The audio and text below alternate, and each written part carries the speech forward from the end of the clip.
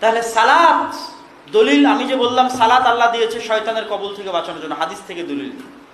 মা মিন কারিয়াতিন, এমন কোন গ্রাম যেই গ্রামে 3 জন মুসলমান বসবাস করে, রাসূল সাল্লাল্লাহু আলাইহি ওয়াসাল্লাম বলেছেন, মরুভূমি হোক, সমুদ্রের অতল গহ্বরে হোক, জঙ্গলে হোক, ইংল্যান্ড আমেরিকায় হোক, কয়টা মুসলমান বসবাস করে? 2 বা 2 এর অধিক, 3 জন মুসলমান বসবাস করে। ওরা যদি আজান দিয়ে, ইকামত দিয়ে জামাতে সালাত কায়েম না করে, ইল্লা ইস্তাহওয়াযা আলাইহিমুশ শাইতান, তাহলে এরা সবগুলো শয়তানের গোলাম হয়ে যাবে।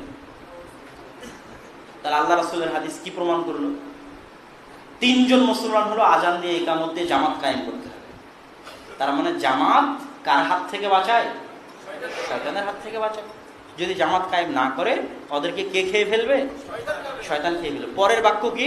যেমন ভাবে পালবিহীন ভেড়াকে বাঘে খেয়ে ফেলে।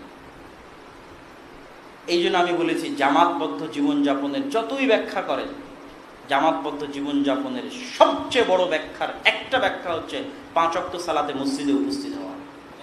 যে 5 ওয়াক্ত সালাতে মসজিদে উপস্থিত হয় না, ও মুসলমানদের জামাত বিচ্ছিন্ন, ও শয়তানের গোলাম, শয়তানের দাস। আর যে 5 ওয়াক্ত সালাতে জামাতে উপস্থিত হয়, ও মুসলমানদের জামাতের সাথে আছে, জামাতবদ্ধ জীবনযাপন করছে। তাহলে এই রমজান হচ্ছে শয়তানের বিরুদ্ধে যুদ্ধের মাস।